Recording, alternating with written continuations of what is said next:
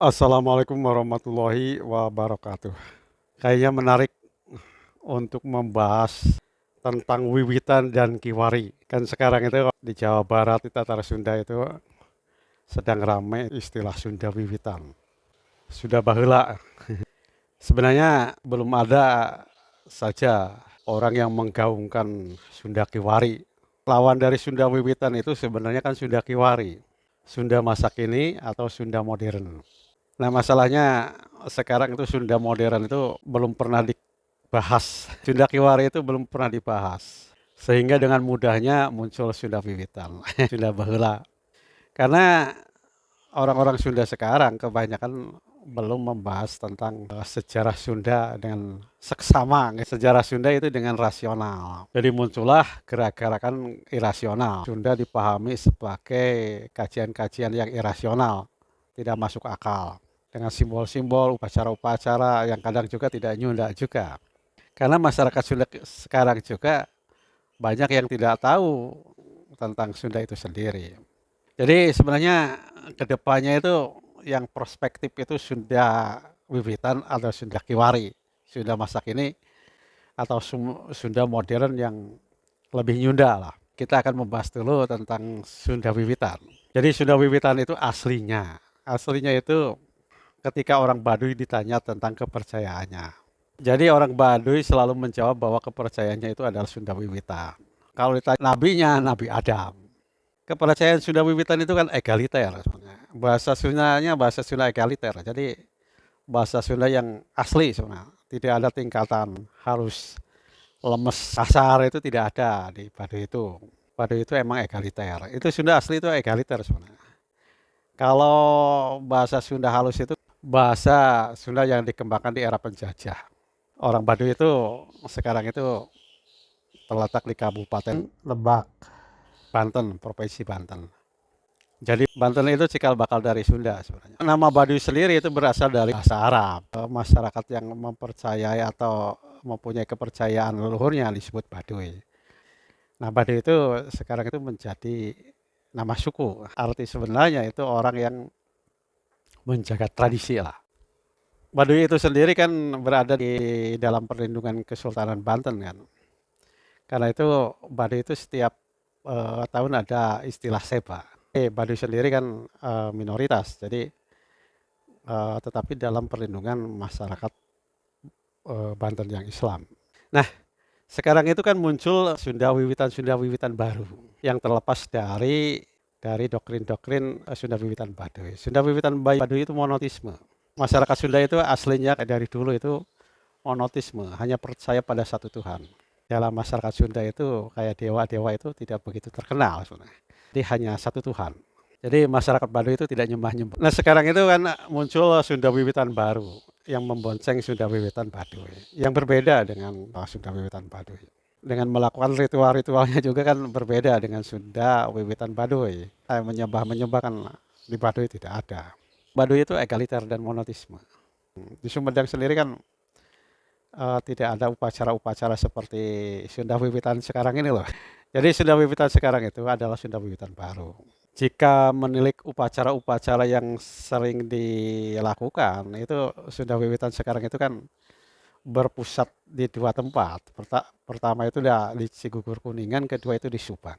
Kalau di Cigugur Kuningan itu kan banyak dipengaruhi oleh Madrais. Sebenarnya Sunda Wiwitan sekarang itu sangat lokalistik karena tidak dilakukan di setiap masyarakat Sunda.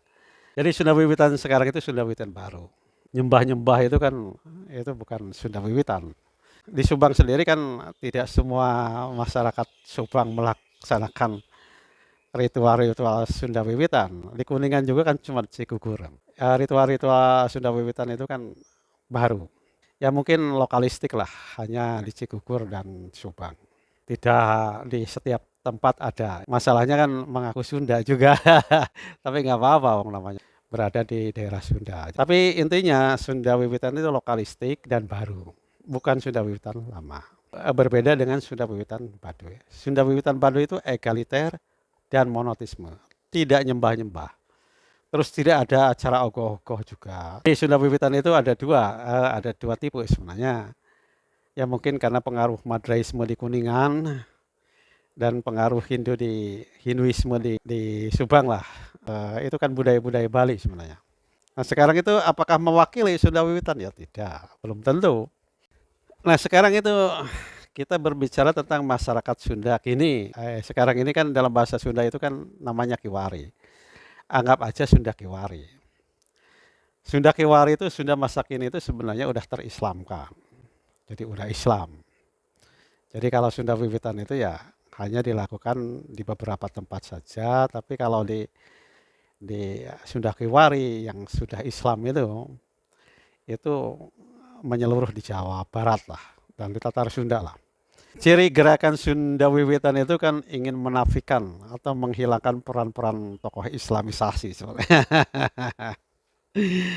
Terus mengklaim beberapa budaya-budaya itu menjadi bagian dari Sunda Wiwitan sebenarnya. Wayang golek, terus seni-seni pencak silat, Cimande itu bukan Sunda Wiwitan, itu adalah Sunda era Islam. Jadi jangan salah ya. Terjadi Islamisasi sebenarnya terhadap budaya-budaya seperti budaya lama. Untuk dakwah itu kan menggunakan wayang, sama dengan di Jawa Tengah dan Jawa Timur lah. Jangan salah itu bukan bagian dari Sunda Wiwitan. Kedua itu pencak silat. Pencak silat itu hasil karya ulama itu. Cimande itu didirikan oleh Abah Khoir itu. Ulama asal Cianjur itu. Pencak silat awalnya di Tatar Sunda itu kan awalnya di Cianjur kemudian dibawa ke Bogor gitu. Karena dulu Bogor sendiri itu merupakan bagian dari Cianjur. Sebelum menjadi kabupaten kan Bogor itu bagian dari Cianjur. Bahkan kan bupati-bupati dari Bogor itu kan berasal dari Cianjur. Terus Kuda Rengong di Sumedang. Itu bukan Sunda Wiwitan itu. Itu proses Islamisasi itu. Karena Kuda Rengong itu ada kaitannya dengan sunat. Jadi salah itu, bukan Sunda Wiwitan itu. Sudah Islam. Nah sebenarnya kalau lihat Sunda Wiwitan sekarang itu kan ya di samping lokalistik kedua itu dia ingin menafikan tokoh-tokoh Islam. Jadi nanti itu ya Syarif Hidayatullah itu tidak ada, Sultan Hasanuddin itu tidak ada perannya lah gitu. Terus Pangeran Sanri di Sumedang atau Pangeran Kusuma Dinata tidak ada gitu kan.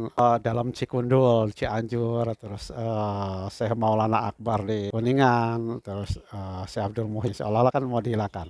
Nah, sebenarnya masyarakat Sunda itu harusnya mengembangkan Sunda yang Kiwari, Sunda masa kini. Jadi bukan Sunda Wiwitan, karena akan menafikan. Kita berpatokan saja kepada teori peradaban. Ahli peradaban itu ada yang mengatakan demikian, bahwa suatu bangsa itu akan maju itu jika terjadi minimal 3 hal. Yang pertama itu ya harus ada kesinambungan sejarah. Ya sejarah masa lalu itu emang wajib kita pelajari untuk jadi awahan. Kenapa harus dipelajari? Samping kesinambungan sejarah, nanti ada komunikasi sejarah. Inti dari mempelajari sejarah itu agar kita itu tidak jatuh ke lubang yang sama dari generasi ke generasi kan. Jadi seolah jadi pientengen lah. Jadi sejarah itu pientengen sampai udah dijajah 350 tahun dijajah lagi kan gitu. Jadi kita dengan mempelajari sejarah itu sebenarnya ya supaya kita itu bisa menentukan atau memprediksi atau membuat suatu program-program itu jangan sampai kesalahan-kesalahan masa lalu itu diulangi lagi. Yang kedua itu kalau kita mempelajari sejarah itu sebenarnya kan sejarah itu kan sebagai awahan. Ini maksudnya gini. Jadi ketika kita mau melompat, kita kan harus mundur dulu. Lompat ke depan itu jauh itu kan kita harus punya awahan. Nah, sejarah itu seperti itu. Sejarah itu harus dikaji dengan rasional. Jangan dengan tahayul-tahayul seperti sekarang ini, Siliwangi, atau Siliwangi, kok Siliwangi aja. Masa Raja Sunda itu kan cuma satu Siliwangi, dan harimau, Siliwangi. Pelajarilah, kan banyak itu. Kerajaan Sunda itu dipimpin oleh 40 raja, ya, dari tahun 669 sampai 1579. Jadi 910 tahun sebenarnya, itu ada 40 raja. Jadi jangan Siliwangi saja, gitu-gitu aja. ketika ada perkembangan. Sebenarnya masyarakat Sunda itu harus mengembangkan sejarah itu secara rasional. Itu berbasisnya harus dari naskah-naskah. Jadi jangan melamun-melamun dijadikan kesimpulan sejarah itu.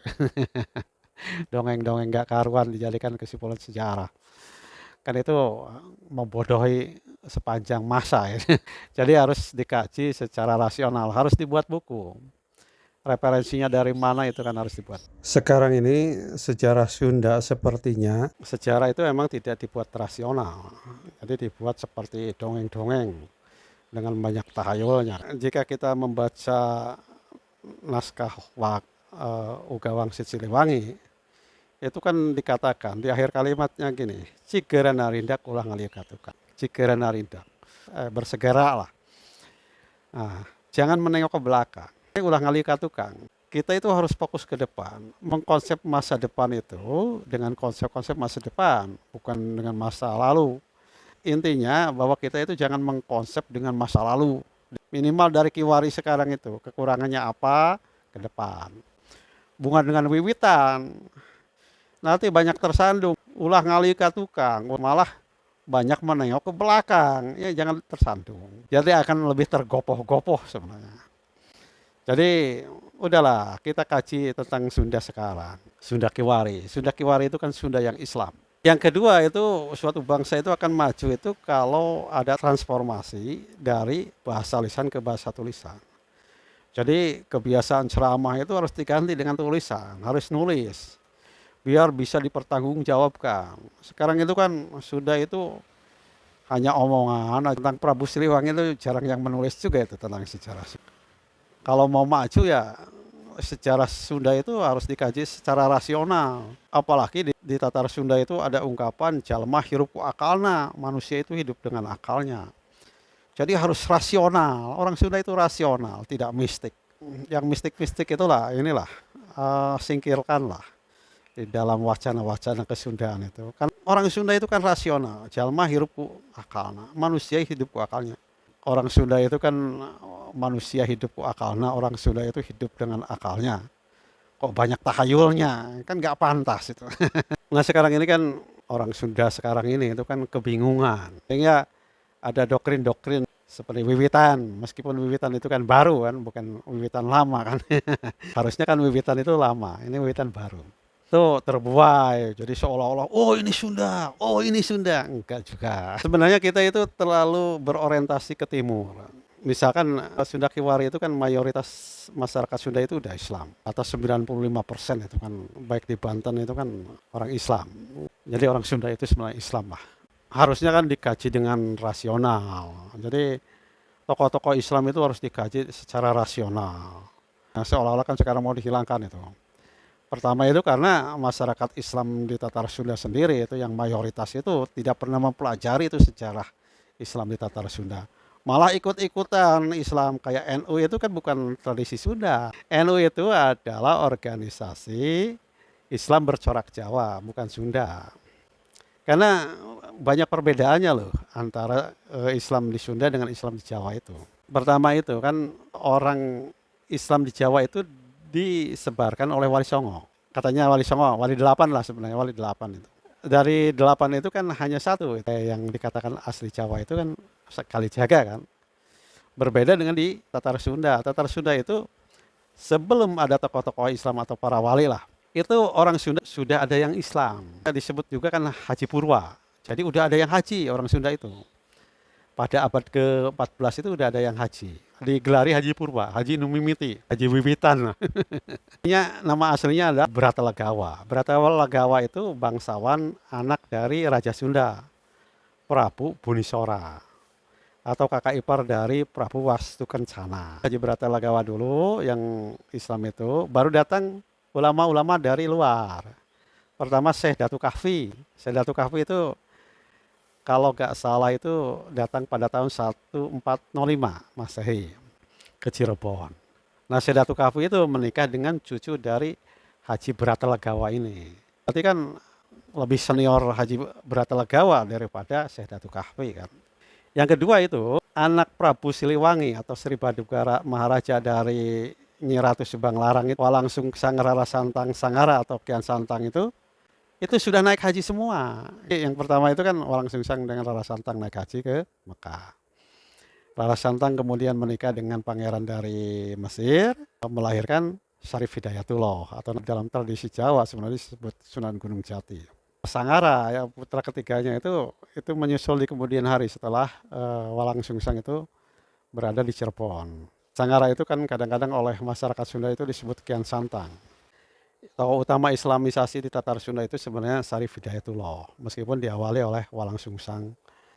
Terus ulamanya Sedatul Kahfi, tapi secara real itu sebenarnya Syarif Hidayatullah. Di Cirebon kemudian menyebar, di Banten disebarkan oleh Sultan Hasanuddin, di Sumedang itu oleh Pangeran Kusuma Dinata I atau Pangeran Santri. Pangeran Santri sendiri kan berguru di Cirebon. Terus di Kuningan itu ada Adipati Kuningan atau kemudian Adipati Ewangga. Di generasi berikutnya kan di Cianjur itu diislamkan oleh tokoh Islam ternama asal Majalengka sebenarnya, yaitu Dalam Cikundul atau Wiratanudatar I. Nah kalau Bogor itu Bupati Bogor itu kan berasal dari Cianjur. Jadi tokoh Islam itu jika dalam praktisi itu kan Syarif Hidayatullah, tetapi secara ide Islamisasi itu tokoh utamanya adalah Kian Santang. Jadi berbeda ini di Jawa sendiri, tokoh Islamisasi awal itu dibuka oleh Syekh Subakir. Syekh Subakir itu kan menaklukkan raja-raja mistik lah di Jawa itu di Gunung Tidar. Kalau di Jawa kan berhubungan dengan mistik. Kalau Kian Santang itu kan pergi ke Arab, terus bertarung dengan Ali lah, tapi tidak bisa mencabut itek itu tongkat itu kan huda, tongkat itu kan hubungannya dengan petunjuk. Terus Kian Santang itu kan ingin mengetahui darahnya sendiri, berarti kan ingin mengetahui jati dirinya sendiri, pergi ke Mekah. Jadi Kian Santang itu ya takluknya pada Islam. Ya jelas beda lah antara Islamisasi di Jawa dengan di Sunda itu kan beda. Harusnya dikaji, masalahnya kan sekarang itu organisasi NU juga kan banyak di masyarakat Sunda. Sehingga tidak pernah itu sejarah Islamisasi di Tatar Sunda itu dipelajari. Sehingga kebingungan menentukan arah ke depannya kan bingung. Jadi akhirnya jadi nomor 2 saja. Dalam Islam jadi nomor 2, kan NU itu berarti kan pusatnya di Jawa Timur. Di Jawa Barat itu kan otomatis kan cabang-cabangnya. Mereka kan nomor 2 gitu. Jadi harusnya mulailah sekarang itu orang-orang Sunda Kiwari itu bangkit. Sunda Kiwari itu karena akarnya Islam. Meskipun gerakan wiwitan sekarang itu muncul-munculkan. Jika Sunda Kiwari itu mempelajari keislamannya itu mungkin akan lebih berpotensi ke depannya. Kemajuan itu kan tergantung dari masyarakat Islam di Tatar Sunda sebenarnya. Jadi mau nggak maju atau hanya menjadi nomor 2. Jadi kalau hanya mengikuti konsep-konsep keagamaan di daerah lain, tidak pernah mengembangkan pemikiran-pemikiran keagamaan di daerahnya sendiri, ya akhirnya menjadi nomor 2 saja, itu nggak pernah menjadi nomor 1. Karena kita akan asing terhadap pemikiran Islam atau pemikiran daerahnya itu sendiri.